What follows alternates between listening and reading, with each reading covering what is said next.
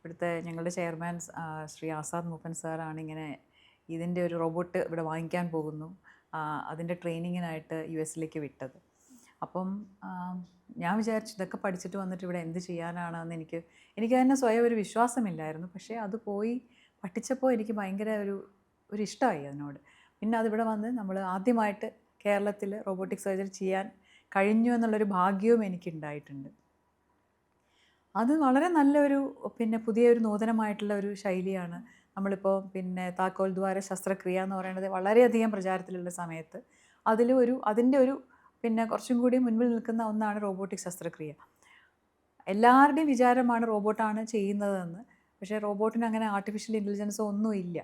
ഞങ്ങൾ ഈ റോബോട്ടിൻ്റെ കൈകളിലേക്ക് ഞങ്ങളുടെ ഇൻസ്ട്രുമെൻറ്റ്സ് വെക്കുന്നു, ആ കൈകളെ നിയന്ത്രിക്കുന്നത് ചെയ്യുന്ന ഞങ്ങളാണ്. നമുക്കൊരു കമ്പ്യൂട്ടറുണ്ട്, അതിൻ്റെ മുമ്പിൽ ഒരു സിസ്റ്റം ഉണ്ട്. അതിൻ്റെ മുന്നിലിരുന്നും കൊണ്ട് നമുക്ക് കാണാം ഈ ഘടിപ്പിച്ചിട്ടുള്ള ഇൻസ്ട്രുമെൻറ്റ്സ് എല്ലാം ഘടിപ്പിച്ചിട്ട് രോഗിയുടെ ഉള്ളിലേക്ക് നമുക്ക് കാണാൻ സാധിക്കും. അത് 10% കൂടുതലായിട്ട് 10 times മാഗ്നിഫൈഡ് ആയിട്ടാണ്, അത്രയും ഇതായിട്ടാണ് നമ്മൾ അതിനകത്ത് കാണുന്നത്. അപ്പോൾ ചെറിയൊരു ബ്ലീഡിങ്ങോ എന്തുണ്ടെങ്കിലും കൂടുതൽ വലുതായി കണ്ടാൽ നമുക്ക് പെട്ടെന്ന് അതിനെല്ലാം കണ്ടുപിടിക്കാൻ പറ്റും. ചെയ്യുന്ന ജോലി വളരെ സൂക്ഷ്മ നിരീക്ഷണമായിട്ട് നമുക്ക് ചെയ്യാൻ പറ്റും.